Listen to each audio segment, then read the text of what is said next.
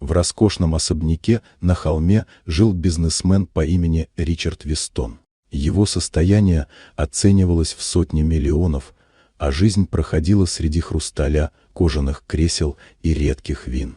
Он был строг, расчетлив и считал, что все в жизни должно иметь цену. У Ричарда был единственный сын, Алекс, молодой человек с мягким сердцем и пытливым умом.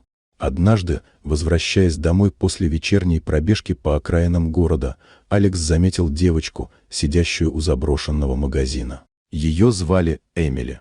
Грязная, с растрепанными волосами и испуганными глазами, она пряталась от ветра, укутавшись в старое одеяло. В ее взгляде не было жалобы, только тихое смирение.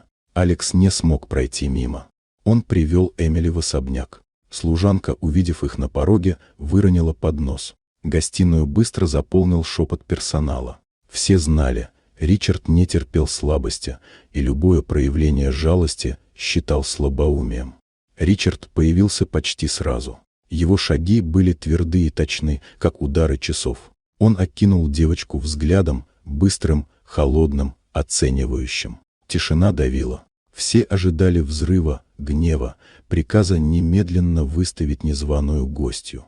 Но произошло нечто странное. Ричард подошел ближе и внимательно посмотрел на лицо девочки. Его взгляд изменился. На мгновение в его глазах мелькнуло что-то, как будто эхо старой боли. Он повернулся к сыну и, ничего не сказав, жестом приказал привести доктора. На следующее утро Эмили уже сидела за большим дубовым столом, одетая в чистое платье, а перед ней стоял завтрак, приготовленный шеф-поваром особняка. Ричард не проронил ни слова, но велел убрать одну из комнат в восточном крыле. Теперь это была комната Эмили. Слухи быстро поползли по дому и за его пределами. Кто-то говорил, что в юности у Ричарда была младшая сестра, которая погибла, оставшись одна на улице.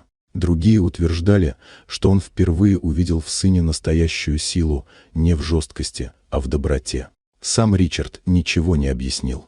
Но с того дня в особняке стало тише.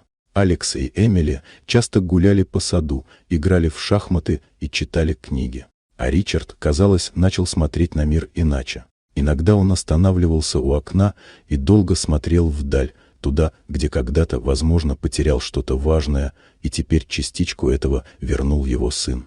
И в доме, полном золота и мрамора, впервые за долгое время воцарилось настоящее тепло. Вот такая удивительная история. Дорогие друзья, если вам понравилось видео, поставьте лайк, а также подписывайтесь на канал, впереди еще много интересного.